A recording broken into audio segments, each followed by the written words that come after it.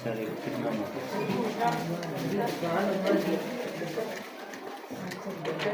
इस वजह से ये छोटा होने के बावजूद पतला लग रहा है।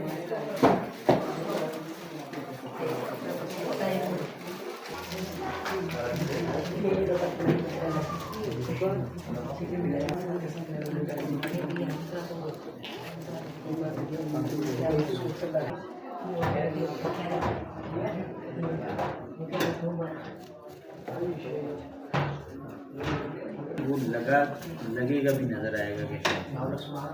अब वो अब ये सही मसला यही है ना, अभी वही बात आ गई कि हम लोग देख ही नहीं रहे सीखते हुए। जितना अच्छा हमारा कलम होगा उतना अच्छा लिखने में भी हमें सहूलत होगी।